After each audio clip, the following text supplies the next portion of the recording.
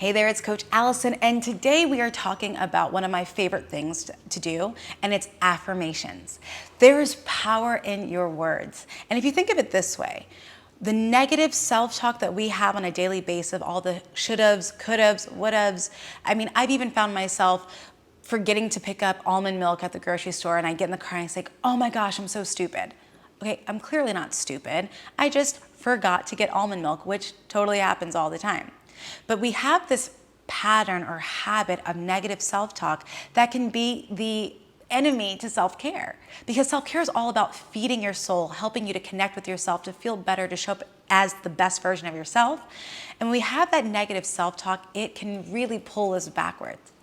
There's been studies that even prove this. There have been studies where people will have two plants and they will speak negative words to the plants and the plants will die. And then you have plants where you speak positive, loving words and the plants thrive. They've done this with water, where they actually can see with negative energy and words into a cup of water versus positive in a cup of water, the actual makeup, the actual molecular structure of the water changes. This is the power of our words and has the same effect on us. So as you're thinking about affirmations and why they're so powerful, it's because they are rooted into you and who you want to be. And what I typically do when I think of an affirmation that I want to create is I first start with, who do I want to become? What's that version of myself that I am aspiring to be? And also, how do I want to show up in the world? What are those things? What are those qualities that I want to possess or that I want to be intentional about? Because sometimes your affirmation is a reminder to ensure that you stay on that path. And for other people, that affirmation is something you're aspiring to be. You may not be there yet, but you're getting it into your body.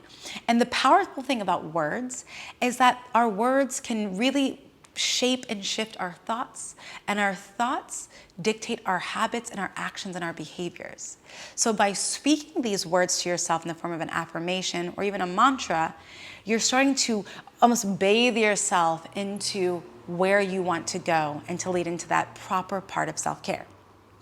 So that's how you can start to think of that process. And the idea of creating an affirmation, I typically say that an affirmation starts with I am. The words I am are so powerful because it's leaning into your belief about who you are and about yourself. And for some people, this can be a difficult exercise or activity or a practice, because it can be so aspirational that you feel the gap, you feel the divide between where you are right now and where you want to become. And it can feel like you're being a hypocrite. So maybe it takes a little bit more time. It might feel a little bit inauthentic, but it's a practice. It's like building a muscle. You have to keep doing it, just like prioritizing your self-care. The more that you do it, the easier it becomes, the more ingrained it becomes into who you are. But if it does feel like there's so much tension and struggle to make it feel real, you can also have a mantra.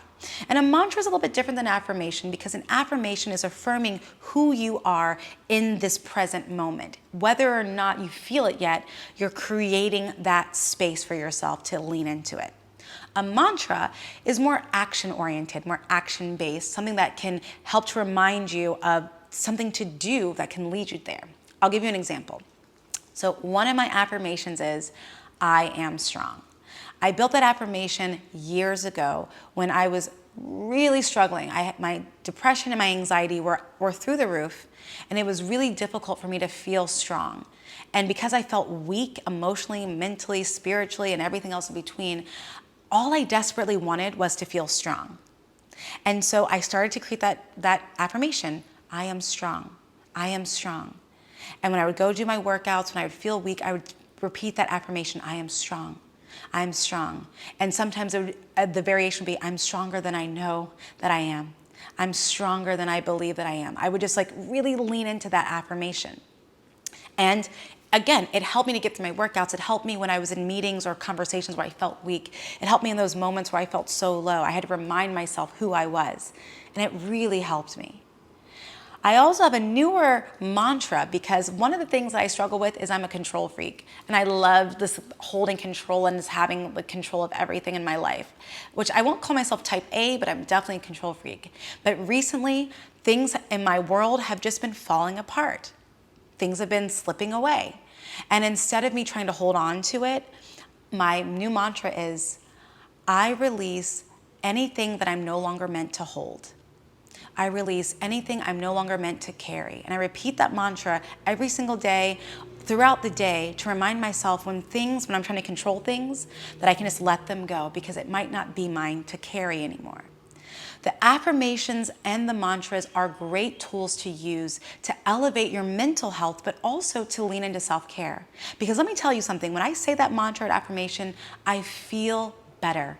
I feel my energy change. I feel myself being taken care of. And that's what self-care is all about. So I would love to see your mantra or affirmation that you have. If you're brand new to it, take some time, experiment with it. But whatever you have, use it. Use it to your advantage because these are great tools you can have in your back pocket whenever you need it to practice more self-care. I look forward to seeing your mantras and your affirmations. Have a good one.